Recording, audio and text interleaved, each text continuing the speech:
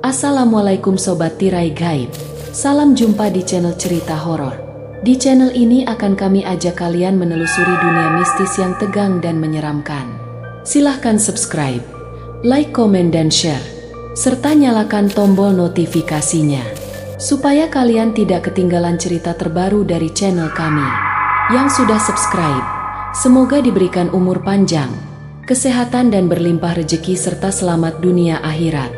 Desa Sumber Pertiwi, terletak di lereng pegunungan Jawa Tengah, adalah desa yang seolah terjebak dalam waktu. Dikelilingi oleh alam yang masih perawan, desa ini dipenuhi dengan sawah-sawah yang menghijau saat musim tanam tiba, dan udara yang sejuk membuat siapa saja yang datang merasa betah. Pemandangannya luar biasa indah, dengan hamparan pepohonan rindang dan aliran sungai yang mengalir tenang di tepi desa.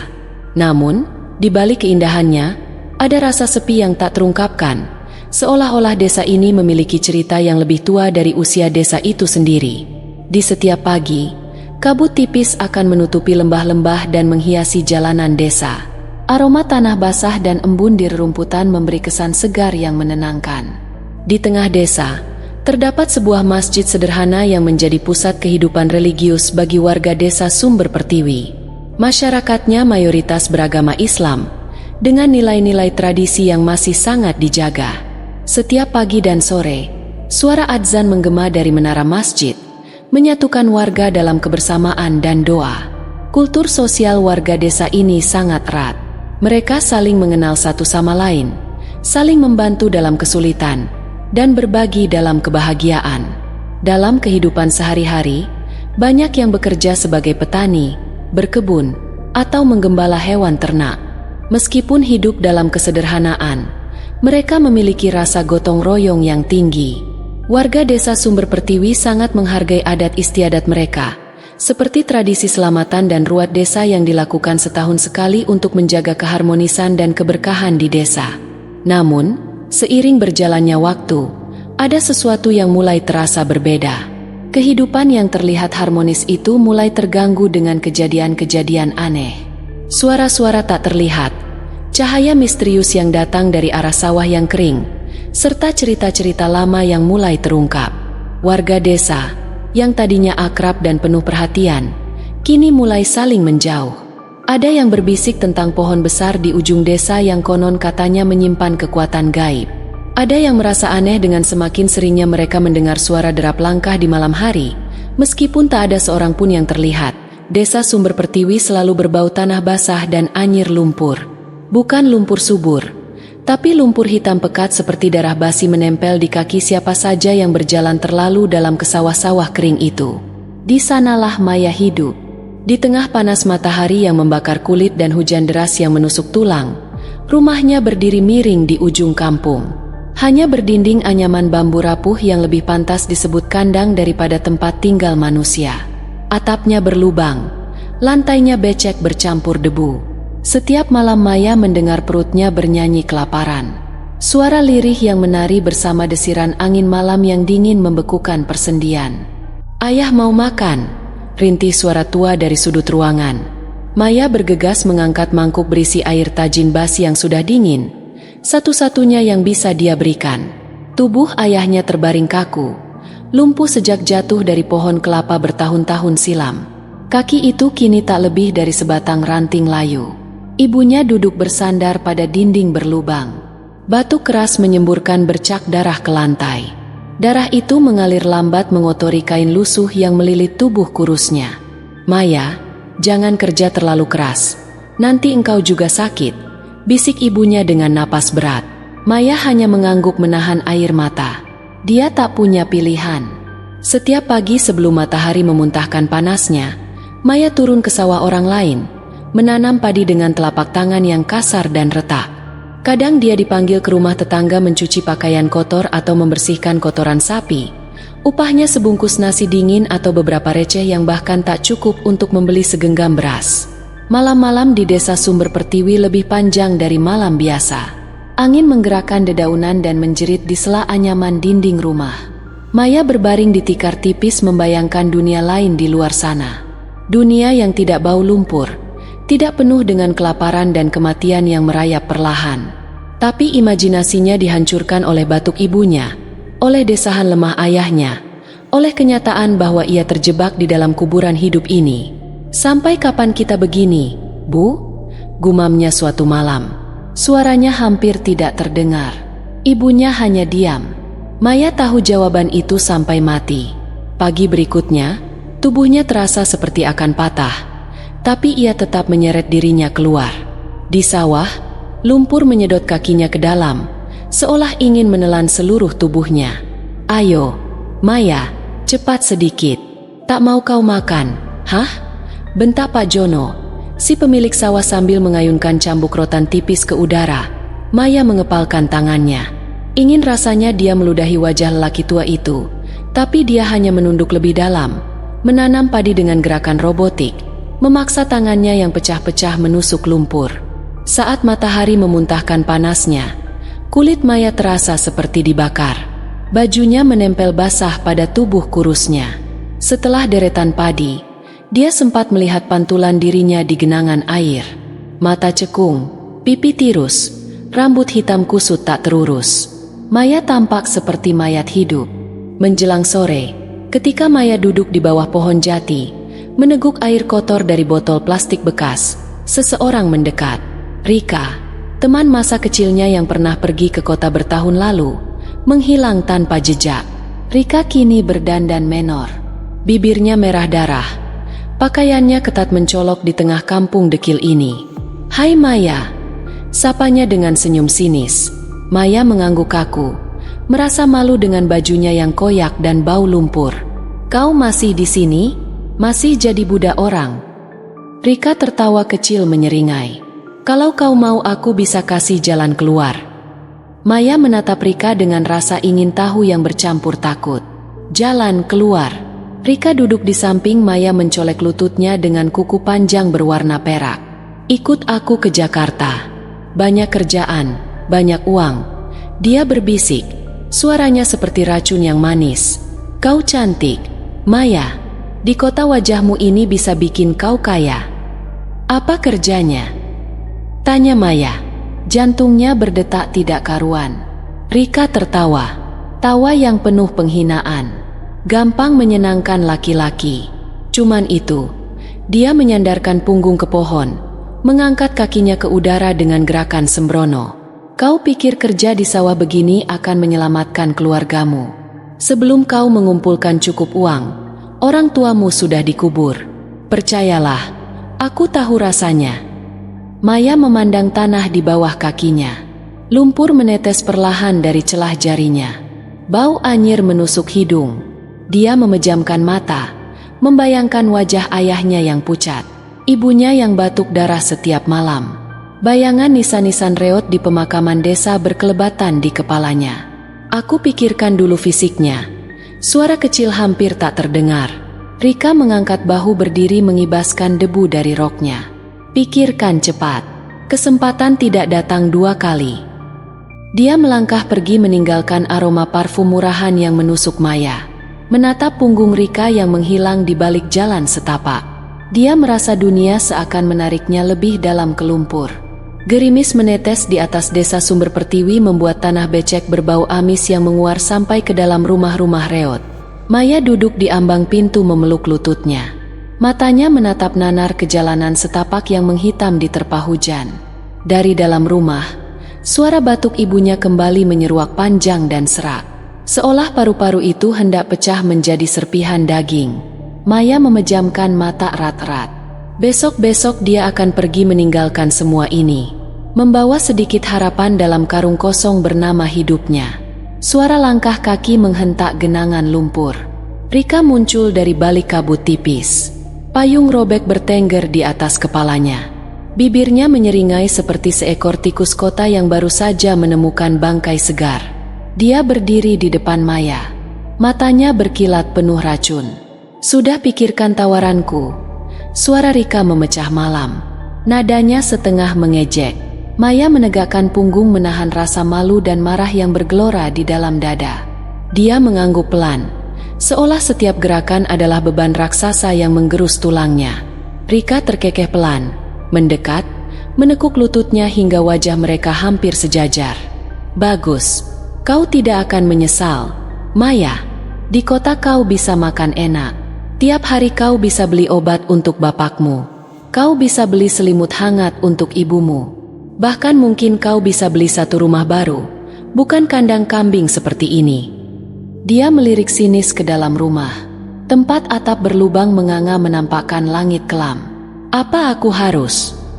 Maya menggantungkan kalimatnya. Lidahnya keluh. Pipinya membara karena malu. Rika tertawa. Suara tawanya terdengar seperti sandal jepit yang tergelincir di lumpur busuk. Tentu saja bodoh. Tak ada uang gratis di dunia ini. Tapi lihat aku. Rika berdiri memutar tubuhnya, memperlihatkan pakaian ketat yang menonjolkan lekuk tubuhnya. Aku hidup. Aku makan. Aku bisa beli apa yang aku mau. Kau mau mati di sini seperti tikus sawah atau kau mau hidup? Maya. Kata-kata itu menampar keras. Maya menunduk menatap tanah berlumpur di bawah kakinya. Bau anyir lumpur itu naik ke hidungnya menyatu dengan kenangan pahit. Tentang hari-hari lapar, tentang cambuk Pak Jono di sawah, tentang wajah ibunya yang memucat perlahan setiap malam. Dia mendengar lagi bisikan malam. Pergi atau mati perlahan. Aku ikut, bisik Maya. Suara pecah bercampur putus asa dan kemarahan yang meledak dari dadanya. Dia menggertakkan gigi menggenggam erat-erat ujung roknya yang kuyup. Rika tersenyum puas. Wajahnya bersinar seperti tikus yang menemukan keju busuk. Bagus, kita berangkat malam ini juga. Tak usah bawa banyak barang. Di kota kau akan diberi semuanya. Malam itu, Maya mengepak satu-satunya tas lusuh yang dia miliki. Maya memasukkan 2 potong pakaian, sepasang sandal jepit, dan sebuah foto pudar orang tuanya. Dia berdiri sejenak di depan ayah dan ibunya yang tertidur dalam kelelahan. Mendengarkan suara napas berat yang nyaris terdengar seperti deru kematian. Dia menggigit bibirnya hingga berdarah lalu membalikan badan tanpa pamit. Di ujung jalan, Rika sudah menunggu dengan seorang lelaki bertubuh besar, berbau rokok dan keringat, mengendarai sebuah pick-up tua. Maya naik ke bak belakang, duduk di antara karung-karung kosong dan tikar busuk. Hujan membasahi wajahnya, dingin seperti tangan mayat yang membelai pipinya. Perjalanan keluar dari sumber pertiwi terasa seperti keluar dari liang kubur, tapi juga seperti berjalan masuk ke dalam rahang monster. Di sepanjang jalan, Maya memeluk dirinya sendiri, membayangkan ibunya terbangun, mencari-carinya di kegelapan memanggil namanya dalam batuk darah yang berderai. Tapi Maya hanya menggigit lidahnya, menahan semua suara itu di dalam dadanya. Mereka berhenti di sebuah terminal bus bobrok di kota kecil. Di sana Rika menyerahkan selembar uang kertas lusuh kepada seorang calo bermata tikus. Bawa kami ke Jakarta. Pastikan selamat. Kalau tidak kau tahu akibatnya, kata Rika sambil tersenyum sinis. Calo itu menyeringai memperlihatkan deretan gigi kuning dan patah. Bus yang mereka tumpangi berbau asam dan pesing. Maya duduk di sudut, memeluk tasnya erat-erat. Matanya menatap kosong ke jendela yang dipenuhi coretan. Rika duduk di sebelahnya, mengunyah permen karet dan tertawa-tawa dengan lelaki asing yang duduk di lorong. Dunia Maya mulai bergeser dari lumpur bau kampung ke bau keringat manusia di jalanan. Besok pagi kau sudah di surga, kata Rika sambil tertawa. Suaranya berlomba dengan deru mesin bus yang batuk-batu. Surga malam, dia menambahkan dengan nada menggoda mengedipkan mata. Maya tidak menjawab. Dia menatap bayangannya sendiri di kaca. Samar pucat hampir tak ada kecantikan. Dia berpikir tentang nama itu. Surga malam. Kata surga dan malam terdengar seperti 2 dunia yang tidak seharusnya bersatu. Dia menarik napas panjang, mencium bau tajam dari jok yang sobek, lalu menutup matanya. Jakarta menyambut Maya dengan panas yang menggigit dan bau busuk yang seolah menempel di kulit. Dari dalam bus reot, Maya menatap jalanan penuh kendaraan yang berserakan seperti bangkai-bangkai raksasa yang saling memamah. Langit Jakarta kelabu tertutup kabut asap tebal. Seakan kota ini tak mau lagi melihat bintang. Di bahunya tas lusuh itu terasa semakin berat, seolah berisi semua dosa yang belum dia lakukan. Kau siap? Tanya Rika saat mereka melangkah keluar dari terminal. Suaranya ringan, Tapi matanya kosong seperti lubang neraka. Maya hanya mengangguk. Kakinya gemetar di dalam sandal tipis yang hampir putus. Mereka naik ojek ke sebuah gang sempit di belakang pasar gelap. Di ujung gang berdiri bangunan lusuh bertingkat 2. Dindingnya penuh grafiti kotor. Jendela-jendelanya retak seperti tulang rapuh. Di atas pintu masuk tergantung papan usang bertuliskan surga malam dengan huruf merah menyala yang sudah pudar berkedip-kedip seperti mata setan yang nyaris padam. Selamat datang di surga. Gumam Rika mendorong pintu besi yang mengeluh keras saat dibuka. Bau alkohol basi, keringat busuk, dan parfum murahan langsung menyergap. Maya menampar wajahnya dengan kekuatan setan. Di dalam, lampu-lampu merah murahan berkelap-kelip memantulkan warna daging manusia yang bergumul di lantai. Tubuh-tubuh setengah telanjang menari tanpa irama terjerat dalam simfoni dosa yang berputar-putar seperti ular. Musik berdentum membuat dada Maya bergetar seakan hendak meledak. Ini bukan tempat untuk anak kecil, gumam Maya. Setengah sadar, Rika terkekeh. Kau bukan anak kecil lagi, Maya. Mulai malam ini kau jadi milik mereka. Dia menarik tangan Maya, membawanya melewati meja-meja kotor di mana lelaki-lelaki mabuk menggenggam botol dan perempuan-perempuan bermata kosong menggelendot di pangkuan mereka. Mereka tiba di sebuah ruangan kecil di belakang. Di sana seorang perempuan gemuk berwajah bengis duduk di balik meja, merokok sambil menghitung uang recehan. Di belakangnya, rak penuh pakaian dalam murahan tergantung seperti kulit binatang yang baru disembelih. "Ini dia barang barumu?" tanya perempuan itu dengan suara parau. Rika mengangguk. "Masih segar, desa asli." Perempuan itu menatap Maya seperti seorang tukang jagal menilai seekor kambing. Dia berdiri, berjalan memutari Maya.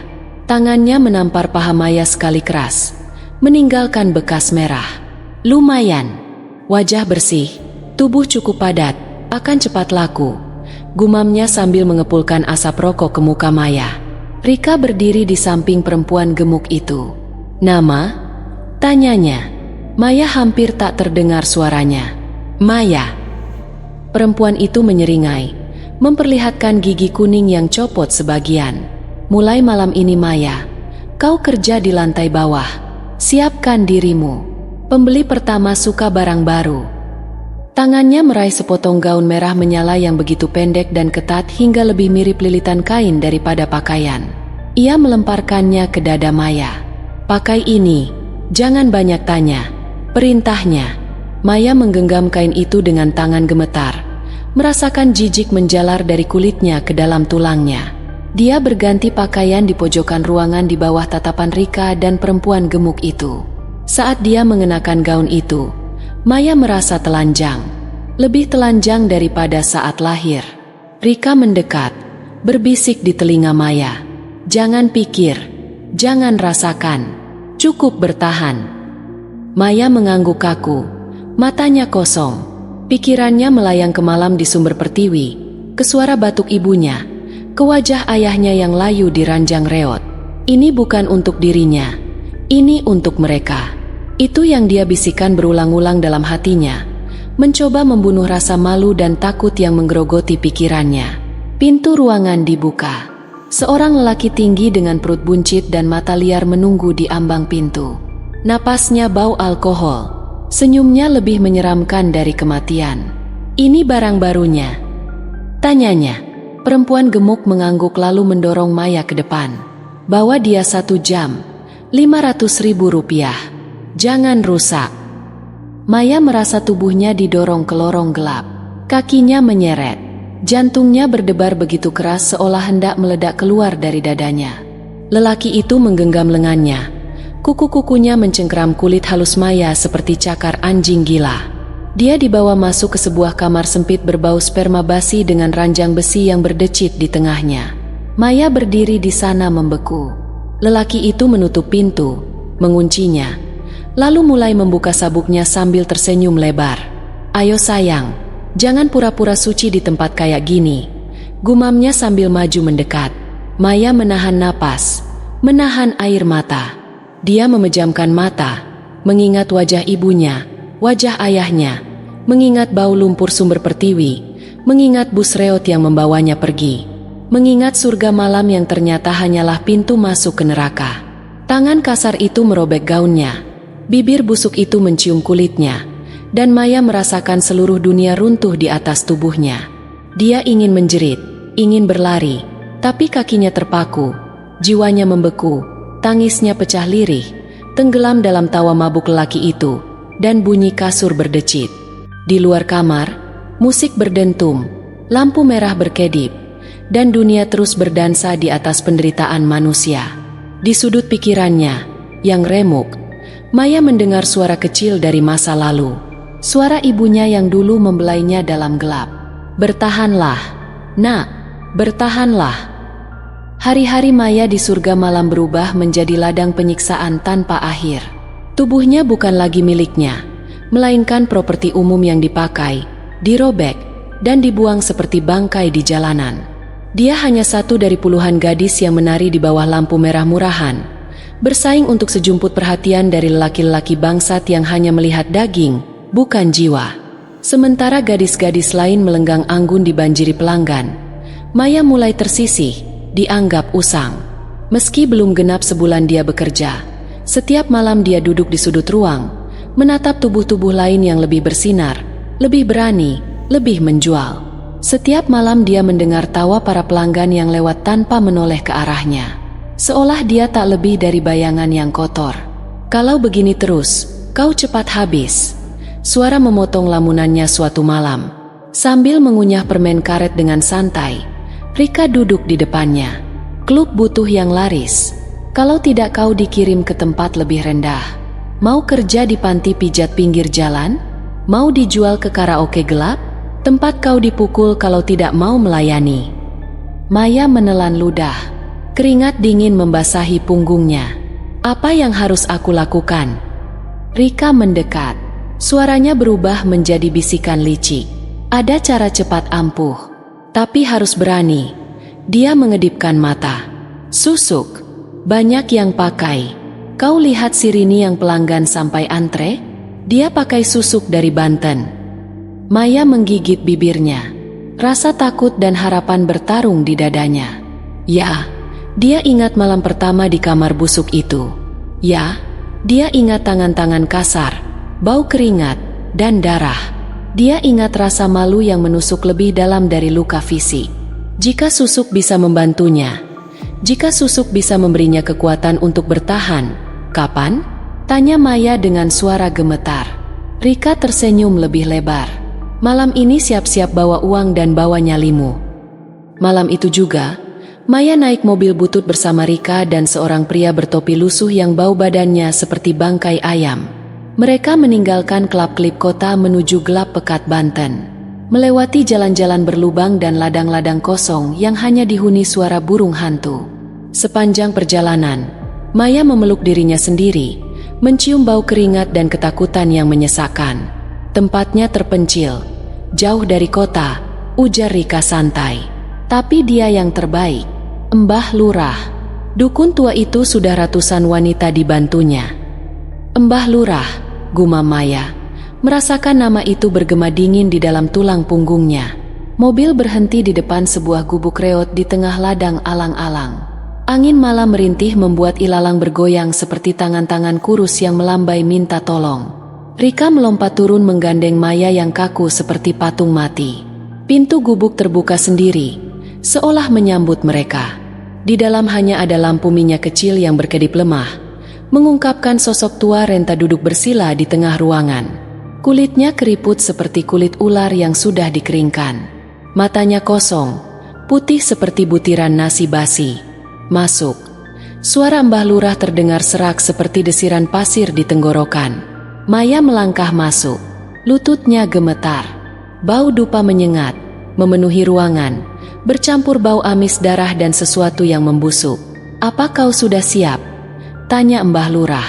Tangannya kurus panjang, kukunya menghitam. Maya hanya bisa mengangguk. Suaranya tercekat di tenggorokan. Dia tahu sekali. Dia melangkah lebih jauh. Tidak ada jalan kembali. Mbah Lurah mengeluarkan sebuah kantong kain hitam. Dari dalamnya ia mengeluarkan jarum-jarum panjang berkarat, masing-masing sebesar tusuk sate. Ujungnya tumpul berlumuran cairan kehitaman. Maya menahan napas, merasa isi perutnya bergolak. "Buka pakaianmu," perintah Mbah Lurah. Dengan tangan gemetar, Maya melepaskan gaun murahan itu. Berdiri setengah telanjang di bawah sorotan lampu minyak. Tubuhnya menggigil bukan karena dingin, tapi karena rasa ngeri yang menusuk lebih tajam dari angin malam. Mbah Lurah merapal mantra dalam bahasa yang tidak Maya mengerti. Suaranya berat, patah-patah seperti bisikan roh dari dasar bumi. Dia mencelupkan jarum ke dalam cairan hitam, lalu mendekatkan ujungnya ke kulit Maya. "Tahan," gumamnya pelan. Jarum pertama menusuk ke dada Maya, tepat di atas jantung. Rasa sakitnya seperti kobaran api yang membakar dari dalam. Maya menjerit, tapi suaranya tertahan di tenggorokan. Jarum kedua ditancapkan di punggung, lalu ketiga di leher, keempat di perut. Setiap tusukan membawa rasa panas yang menjalar, membuat dunia di sekelilingnya berputar. Sedikit lagi, Mbah Lurah berbisik, matanya yang kosong berbinar aneh. Maya menahan, tubuhnya bergetar hebat. Dia bisa merasakan darah mengalir dari setiap luka bercampur dengan cairan hitam itu, meresap ke dalam dagingnya. Saat jarum terakhir menusuk di bawah pusarnya, Maya merasa seolah tubuhnya meledak dari dalam. Matanya terbelalak, dunia berputar liar, dan dalam kilatan antara sadar dan pingsan, dia melihat sesuatu. Sosok hitam tinggi dengan mata merah menyala berdiri di sudut ruangan menatapnya dengan kelaparan abadi. Semua gelap, dunia tenggelam. Saat Maya membuka matanya, dia sudah tergeletak di tanah keras. Bajunya berlumuran darah kering. Rika berdiri di atasnya, tersenyum puas. "Selamat datang di dunia baru, Maya," katanya sambil mengulurkan tangan. "Sekarang kau tak akan pernah sepi lagi." Sejak malam itu, dunia surga malam berubah untuk Maya. Begitu dia melangkahkan kaki ke lantai dasar, semua kepala berputar. Semua mata laki-laki menancap padanya seperti belati panas. Lampu merah murahan yang dulu membuatnya terlihat kusam, kini memantulkan kilau aneh di kulitnya. Wajahnya bersinar bukan dengan kebahagiaan, tapi dengan aura haus darah yang hanya bisa dilihat oleh mereka yang tersesat di lumpur dosa. "Anjing-anjing itu sudah gila melihatmu," bisik Rika di balik tawa jauhnya, menyenggol bahu Maya dengan sikunya. Maya hanya menunduk, merasakan betapa pandangan mata itu membakar kulitnya, mencabik-cabik harga dirinya. Malam itu, Maya menjadi rebutan. Lelaki-lelaki tua bermata merah, pemuda mabuk dengan napas berbau muntahan. Bahkan preman-preman bertato saling sikut untuk bisa mencicipi daging mudanya. Di meja, uang dilempar seenaknya seperti melempar makanan ke anjing jalanan. Semua ingin Maya. Semua ingin merasakan apa yang tak mereka mengerti. "Berapa untuk semalam penuh?" desak seorang pria botak sambil meremas tangan Maya dengan kekuatan yang hampir membuat tulangnya remuk. "Ritak, 100 juta pun kubayar," teriak seorang lainnya menatapnya dengan mata nanar. Maya tersenyum. Senyum yang tidak pernah dia pelajari. Senyum yang muncul dari dalam kegelapan yang tumbuh di tubuhnya. Dia tidak lagi perlu memohon, tidak lagi perlu menawarkan. Kini merekalah yang berlutut, mengibas, merangkak di atas lantai kotor hanya untuk menyentuhnya. Namun di balik kemilau uang dan tepukan tangan itu, Maya mulai merasa ada yang menggerogoti tubuhnya dari dalam. Setiap malam sepulang kerja, dia berdiri di depan cermin retak di kamar sempitnya, memperhatikan kulitnya yang semakin pucat. Matanya semakin dalam seperti liang kubur. Ada hari-hari di mana dia melihat bercak hitam kecil muncul di lehernya, di perutnya, lalu menghilang begitu saja seolah tak pernah ada. "Kenapa aku merasa aneh, Rika?" tanya Maya suatu malam. Suaranya serak seperti suara orang sekarat. Rika mengangkat bahu, mengoleskan lipstik merah darah ke bibirnya di depan cermin. "Biasa efek awal susu, butuh penyesuaian. Nikmati saja uangnya." Tapi kulit Maya menyentuh lehernya, merasakan tonjolan kecil seperti daging mati di bawah permukaan kulit. Rika tertawa, suara tawanya yang kosong dan tajam. "Kalau engkau takut, lebih baik kau pulang ke kampung. Mati kelaparan di Sumber Pertiwi." Nama desa itu menghantam Maya seperti palu godam. Dia teringat kembali malam dingin di beranda. Suara batuk berdarah ibunya. Tatapan kosong ayahnya. Maya menggertakkan giginya, menepis rasa takut. Dia sudah terlalu jauh. Tak ada jalan pulang. Malam demi malam, pelanggan Maya semakin banyak. Ada yang datang hanya untuk memandanginya. Ada yang membayar mahal hanya untuk memegang tangannya.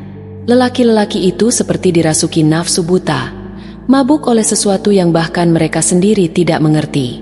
Tapi Maya tahu. Ia tahu karena setiap malam saat pintu kamarnya tertutup dan napas-napas berbau dosa mulai mencumbui kulitnya, ia merasakan kehadiran lain dalam tubuhnya. Sesuatu yang lebih haus, lebih lapar daripada siapapun yang menginginkannya. Bagaimana rasanya? Tanya seorang pelanggan dengan napas berat setelah malam panjang seperti mencium malaikat. Jawabnya sambil tergelak, menggosok pundaknya yang memar. Tapi di mata Maya, bayangannya di cermin mulai berubah. Wajahnya memang tetap cantik, bahkan lebih cantik daripada sebelumnya. Tapi ada sesuatu yang mengintip di balik mata itu. Sesuatu yang hidup, sesuatu yang berbisik di tengah malam. Maya sering terbangun dengan tubuh basah oleh keringat dingin. Dia mendengar suara berbisik dari sudut-sudut kamarnya. Suara-suara yang merangkak masuk ke telinganya, mengelus kulitnya yang berdenyut-denyut. Kadang dia melihat bayangan hitam berdiri di sudut ruangan, menatapnya dengan mata merah membara, mengingatkannya pada sosok yang dia lihat di gubuk Mbah Lurah. "Ini harga yang kau bayar," bisiknya pada bayangannya sendiri.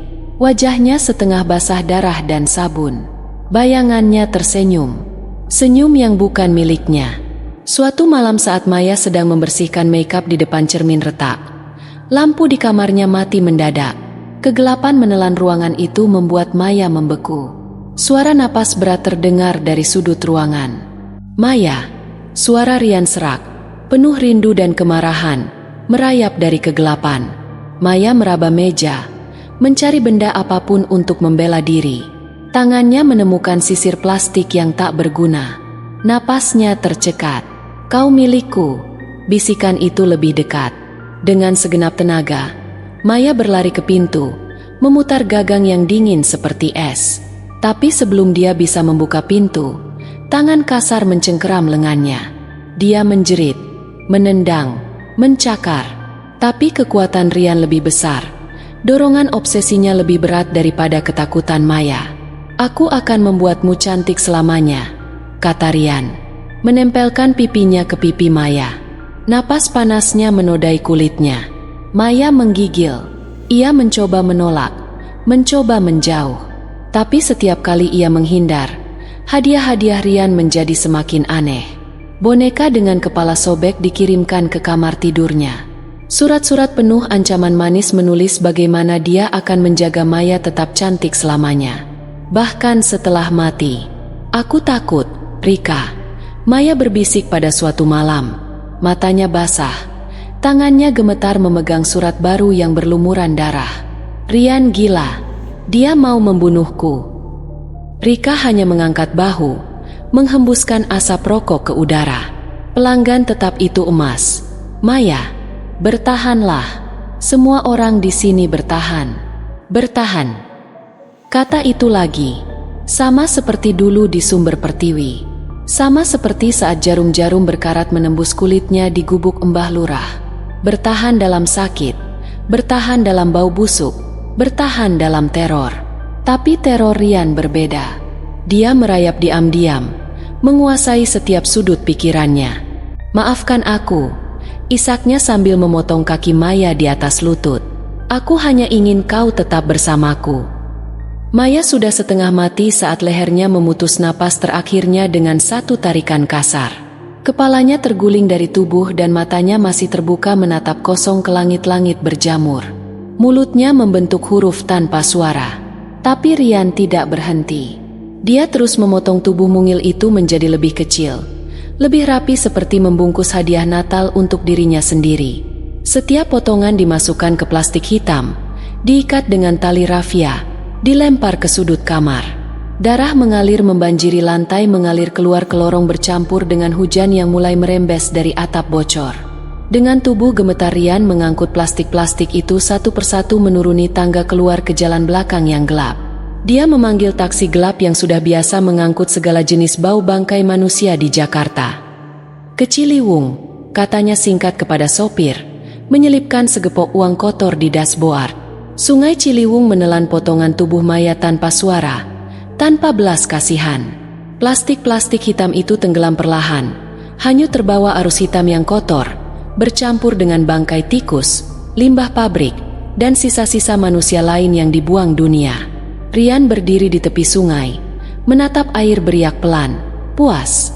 Hujan menampar wajahnya, mencuci darah dari jarinya, menghapus dosa yang dia kira sudah ia tuntaskan malam itu. Namun kematian tidak selalu membawa keheningan. Kadang kematian hanya pintu masuk ke dalam sesuatu yang lebih purba, lebih buas. Di dasar sungai yang berlumpur, di antara sampah plastik dan tulang-tulang busuk, sesuatu mulai bergerak. Potongan tubuh Maya yang dipisahkan dengan kejam oleh tangan kekasihnya sendiri perlahan-lahan mulai bergetar. Bukan karena arus, bukan karena binatang air, tapi karena sesuatu yang lebih gelap, sesuatu yang meronta dari dalam, menolak mati begitu saja. Di dasar sungai yang berlumpur, di antara sampah plastik dan tulang-tulang busuk, sesuatu mulai bergerak. Potongan tubuh Maya yang dipisahkan dengan kejam oleh tangan kekasihnya sendiri perlahan-lahan mulai bergetar. Bukan karena arus, bukan karena binatang air, tapi karena sesuatu yang lebih gelap, sesuatu yang meronta dari dalam, menolak mati begitu saja. Di dalam lumpur pekat, potongan-potongan tubuh Maya mulai bersatu kembali. Darah yang sudah membeku seakan berdenyut kembali, mengalir, membentuk jaringan kehidupan yang baru. Sekuntum cahaya merah meresap dari dalam tubuhnya yang hancur. Tubuh yang dulu rapuh dan lemah kini terasa kuat. Tidak lagi terasa seperti bagian-bagian tubuh yang terbuang, melainkan seperti tubuh yang siap bangkit kembali. Di atas permukaan air yang gelap, tak ada yang tahu apa yang terjadi di bawah sana. Rian sudah jauh pergi, meninggalkan segala kegelapan yang dia ciptakan, tanpa tahu bahwa sesuatu jauh lebih buruk telah terlahir dari darah yang ia tumpahkan. Namun, di kota yang tidak pernah tidur, cerita Maya belum berakhir. Maya yang hancur di dasar sungai kini bangkit, hidup dalam bentuk yang tidak bisa dikenali, tak lagi manusia sepenuhnya. Di bawah kulitnya yang pecah dan robek, tampak garis-garis hitam yang bergerak, seperti sesuatu yang hidup, menyesuaikan diri dengan tubuhnya yang rusak. Matanya yang dulu kosong, kini berkilat dengan warna merah menyala, menandakan bahwa ia telah berubah menjadi sesuatu yang lebih dari sekedar mayat hidup. Sesuatu yang lebih kelam, lebih berbahaya. Dengan tangan yang masih berdarah, tubuh yang compang-camping, Maya merangkak keluar dari dalam sungai. Kakinya yang hancur sudah sembuh, meskipun tidak sempurna. Setiap gerakannya kini lebih cepat, lebih tajam, dan penuh dengan dendam yang membara. Langkah pertama di daratan disertai dengan suara desisan yang aneh, seperti suara sesuatu yang menembus udara, sebuah pertanda bahwa Maya bukan lagi Maya yang dulu. Dia sudah menjadi makhluk yang lebih kuat dari manusia biasa, dengan kekuatan yang datang dari kedalaman tempat yang gelap, tempat di mana dia seharusnya mati. Maya melangkah dengan hati yang penuh amarah, mencari siapapun yang bisa merasakan apa yang telah dia alami. Dia menuju ke kota Jakarta, ke tempat yang dulu dia sebut sebagai surga malam. Namun kali ini, dia bukan lagi sebagai bagian dari dunia kotor itu. Maya datang sebagai sesuatu yang ingin menghancurkan segalanya yang telah membuatnya tersiksa. Di Jakarta, Rian masih terluka. Dia belum bisa tidur, gelisah, dihantui oleh bayangannya sendiri yang semakin nyata. Dia tahu, dalam setiap mimpi buruk yang dia alami, bahwa dia telah melakukan sesuatu yang salah, dan kini, Maya yang sudah hancur, sudah kembali. Tapi dia tidak tahu bentuk apa yang sekarang ada. Dia hanya merasakan kehadirannya yang mengerikan semakin dekat. Malam itu, Rian terbangun dengan tubuh berkeringat, matanya lebar dan penuh ketakutan. Suara ketukan pelan di pintu kamar kecilnya membuatnya menggigil. Ketukan itu tidak berhenti. Semakin lama semakin keras. Di luar sana, ada sesuatu yang menunggu. Ada sesuatu yang datang dengan kekuatan yang tidak bisa dia lawan. Rian membuka pintu dengan tangan gemetar, dan di sana, di depan matanya, berdiri sosok yang hanya bisa dia kenali dari bayangannya. Maya, namun bukan Maya yang dulu. Wajahnya yang rusak kini tampak lebih menyeramkan, lebih gelap. Matanya merah menyala, wajahnya robek, tubuhnya seperti mayat yang sudah lama terkubur, namun bergerak dengan kecepatan yang menakutkan. Kau tidak bisa lari dariku, kata Maya dengan suara serak, namun penuh dengan amarah yang menggelegar di dalam dada. Rian berlari, tetapi kakinya terasa berat, tubuhnya seakan tertarik ke tanah. Dalam sekejap, Maya sudah ada di depannya, mencengkeram lehernya dengan tangan yang kuat, hampir tidak manusiawi. Rian menjerit, namun suara itu tertahan di tenggorokannya. Aku tidak bisa mati, kata Maya. Suaranya menggetarkan udara. Kau telah membunuhku, tetapi kau tidak bisa menghentikan aku.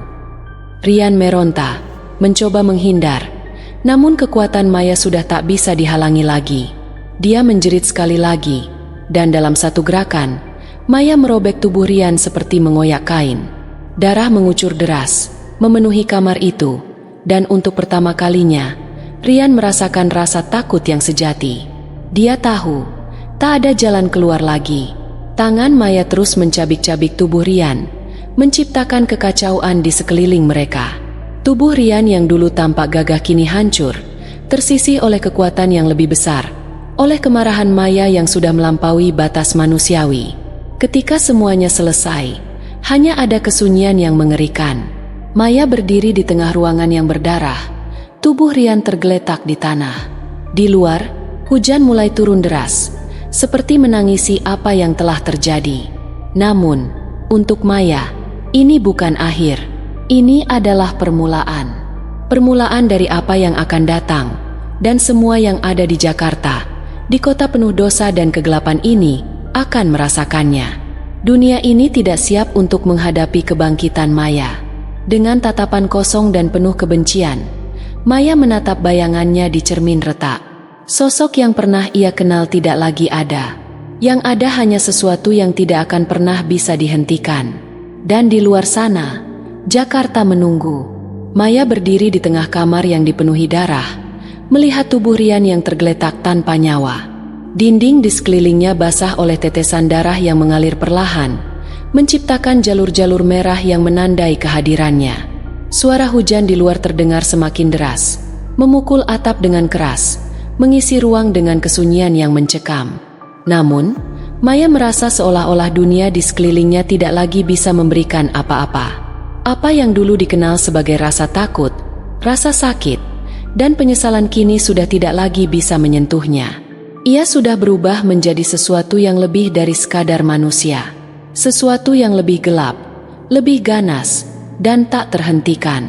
Rian, lelaki yang dulu dia cintai, lelaki yang pernah memberinya mimpi-mimpi manis tentang masa depan yang cerah, telah membayar dengan nyawanya. Kini, Maya berdiri di antara sisa-sisa kegelapan yang dia ciptakan, dan tidak ada lagi yang menghalangi langkahnya. Dia meninggalkan kamar yang penuh dengan darah dan kehancuran itu, berjalan keluar ke lorong gelap hotel kumuh yang telah menjadi tempatnya selama ini. Langkahnya penuh kepercayaan diri yang baru, penuh kebencian yang semakin mendalam terhadap dunia yang telah menjerumuskannya ke dalam kegelapan. Setiap langkahnya terasa seperti mengukir takdir baru. Dia tahu, dunia ini tidak akan bisa melarikan diri darinya. Maya menyusuri lorong sempit yang penuh dengan bayang-bayang. Di sudut-sudut gelap, perempuan-perempuan lain yang dulu bekerja di tempat yang sama memandanginya dengan mata kosong, namun tak seorang pun berani menatap lebih lama. Mereka tahu, Maya bukan lagi seseorang yang bisa dipermainkan. Dia adalah makhluk yang telah dilahirkan dari penderitaan, dari penghinaan, dan kini, dia adalah teror yang hidup. Tidak ada yang berani menghentikannya saat ia berjalan ke pintu keluar hotel. Dengan setiap langkahnya, Maya tahu bahwa dia meninggalkan dunia lama, dunia yang penuh dengan kegelapan yang menghancurkannya. Dunia yang tidak pernah memberinya kesempatan untuk hidup dengan kebahagiaan. Dunia yang membuatnya menjadi makhluk yang sekarang berdiri dengan darah di tangannya. Ketika dia keluar ke jalanan Jakarta, kota yang pernah dia impikan untuk menjadi bagian dari hidupnya, Maya merasa seperti berjalan ke dalam kehancuran. Namun kali ini, dia tidak takut. Maya tahu, Jakarta akan merasakannya. Kota ini tidak akan pernah bisa melupakan apa yang telah dilahirkan di bawah hujan deras malam itu. Dia berjalan, tidak mempedulikan tatapan orang-orang yang lewat, tidak mempedulikan segala hal yang terjadi di sekelilingnya. Semua yang ada di dunia ini kini berada dalam genggamannya. Di tengah jalan yang basah, di bawah lampu jalan yang berkedip-kedip lemah, Maya berhenti sejenak. Di ujung jalan, dia melihat sekelompok orang yang sedang berkumpul. Mereka tampaknya tidak melihatnya, terlarut dalam hiruk-pikuk kota yang tidak pernah tidur. Namun, Maya merasakan kehadiran mereka yang tidak pernah bisa melepaskan diri dari kekotoran dunia ini. Maya tahu, mereka adalah bagian dari dunia yang telah menyakitinya, yang telah menciptakan monster dalam dirinya. Dengan gerakan yang cepat dan penuh kebencian, Maya melangkah menuju kelompok itu. Orang-orang yang sebelumnya sibuk dengan urusan mereka, tiba-tiba merasakan sesuatu yang aneh, seolah ada sesuatu yang menghantui mereka. Mereka menoleh, tetapi terlambat. Maya sudah berada di tengah mereka, dan dengan satu gerakan, dia menyerang, menghancurkan mereka satu persatu, seperti dia menghancurkan dunia yang telah menyiksanya. Saat Maya berdiri di tengah jalan, darah mengalir di kaki-kakinya. Dia merasa seperti Tuhan. Tidak ada yang bisa menghentikannya. Tidak ada yang bisa melawannya. Maya telah menjadi makhluk yang lebih dari manusia, lebih dari kematian itu sendiri. Dunia yang telah mencampakkan dirinya kini harus membayar harga yang sangat mahal. Kota Jakarta menggigil di bawah tatapan tajamnya, mengetahui bahwa makhluk ini tidak akan pernah berhenti.